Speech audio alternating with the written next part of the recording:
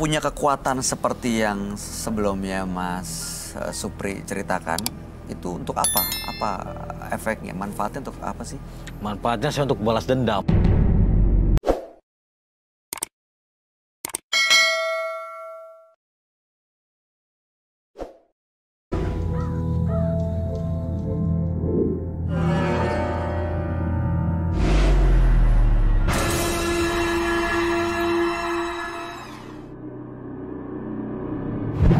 Mata adalah panglima hati.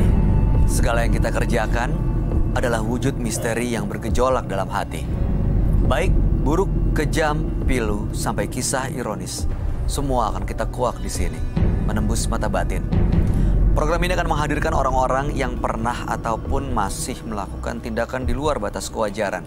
Dan malam hari ini, bintang tamu yang sudah ada di samping saya adalah Nita Thalia. Selamat malam, Mbak Nita. Selamat malam, Mas Bayu. Terima kasih hadir lagi di Menembus Mata Batin. Sama-sama. Waktu pulang dari sini nggak ada kejadian-kejadian aneh kan ya? Kebawa mimpi aja sih. Kalau kejadian aneh nggak ada, cuman kebawa mimpi aja. Kebawa mimpi yang serem-serem waktu itu ya? Aku kan orangnya memang agak sedikit parnoan gitu, penakut gitu kan.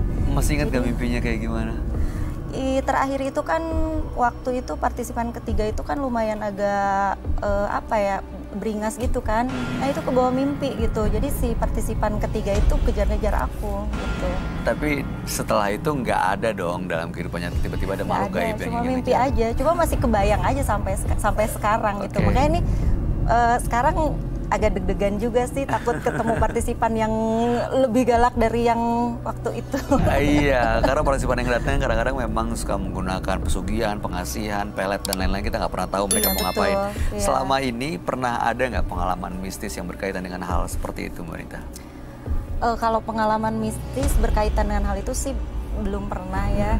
Cuman akhir-akhir ini tuh anak saya, putri saya kan kalau ditinggal keluar kota tiap Jumat, Sabtu, Minggu, kalau saya ada off air keluar kota, dia itu di rumah itu kayak merasakan hal-hal yang nggak wajar di rumah. Itu kayak misalkan tengah malam, jam 11:30 malam atau jam 1 malam dia telepon gitu. Tiba-tiba katanya bel di rumah itu nyala sendiri gitu kan. Terus aku bilang mungkin itu sensornya yang error mungkin ya gitu. Terus tiba-tiba katanya 2:30 nyala lagi, katanya dia turun ke bawah gitu, ternyata nggak ada siapa-siapa gitu kan.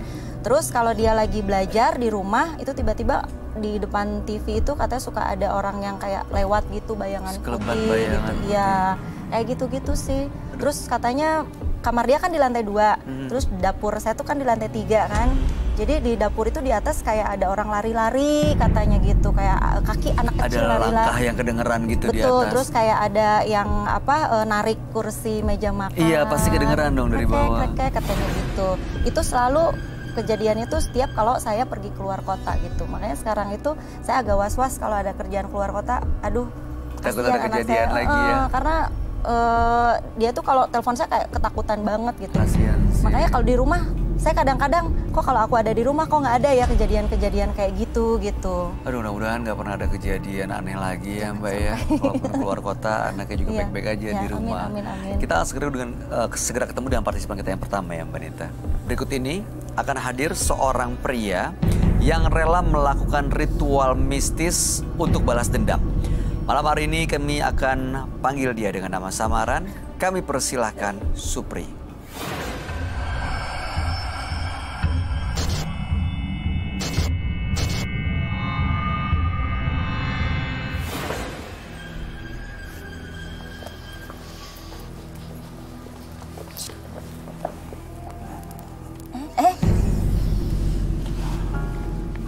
Emang harus gitu? Maaf ya Mbak Nita ya. Iya. Maaf ya. Nggak harus gitu dan nggak mesti gitu sih. Silakan Mbak Nita. Selamat malam Mas Supri. Selamat malam, Pak Bayu. Itu tadi apa yang Anda lakukan ya? Anda sadar nggak melakukan apa? Anda sadar, saya sangat suka. Saya sangat suka dengan Mbak Nita Thalia. Tapi melakukan hal tadi tanpa seizin dan langsung begitu aja, itu nggak sopan loh Mas. Bebas saya lah. Mau saya ingatkan, gimana? karena kan ada tamu. Selayaknya ya memang berlaku sopan seperti tamu. Apa yang mau ceritakan? Maksud tujuan saya ke sini,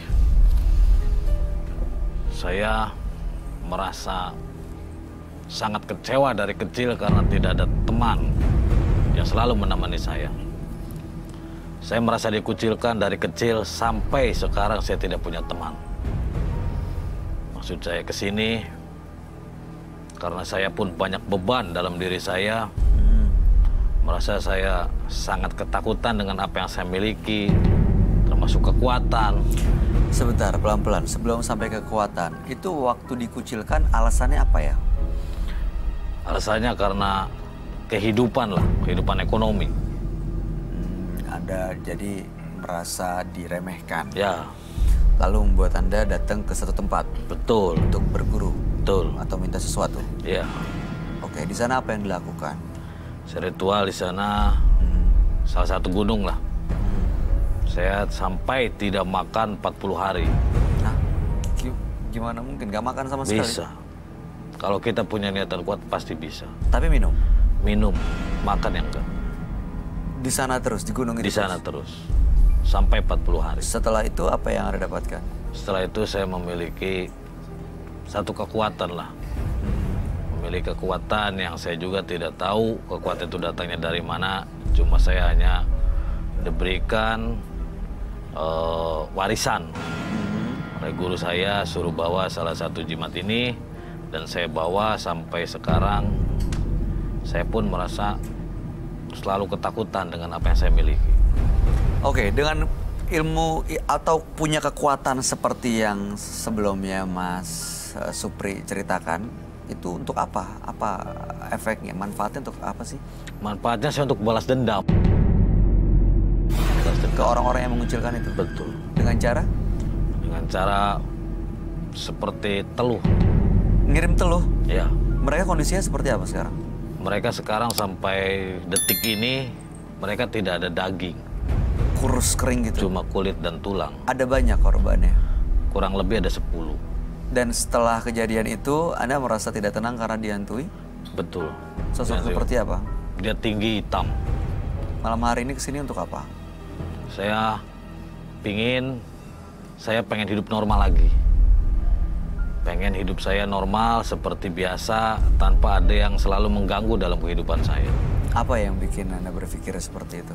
Yang merubah pikirannya? Karena saya mau hidup normal. Layaknya seperti orang lain. Punya pasangan. Oh, sampai sekarang nggak ada? Belum. Baik, mudah-mudahan Mas Supri bisa mendapatkan apa yang diinginkan, bisa lepas dari segala macam gangguan, dan juga bisa mendapatkan hidup yang tenang ya. Kami akan ajak Anda untuk langsung bertemu dengan sahabat kami. Dia adalah seorang indigo. Kami persilahkan Roy Kiyoshi. Sebelumnya, tim Mata Batin sudah memberikan tanggal lahir dan nomor rumah partisipan kepada Roy Kiyoshi. Dengan mata batinnya, Roy akan membaca berdasarkan angka yang kami berikan. Supri, terlahir tanggal 14 Februari 1981 dengan nomor rumah 86. Saya mencium bau darah di sini.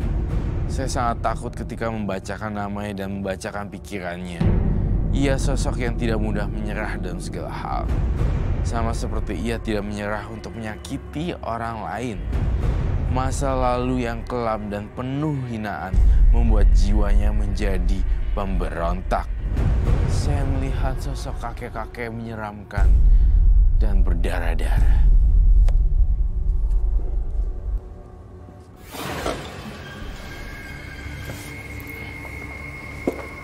Selamat malam. Selamat malam. Silakan duduk semuanya. Terima kasih. Saya minta Mbak Nita Talia untuk membacakan partisipan kita. Jaraknya dekat. Oke, jaraknya dekat oleh Kisman. Hati-hati ya Mbak Nita. Tapi ya. di situ. Tadi dia udah nggak sopan loh.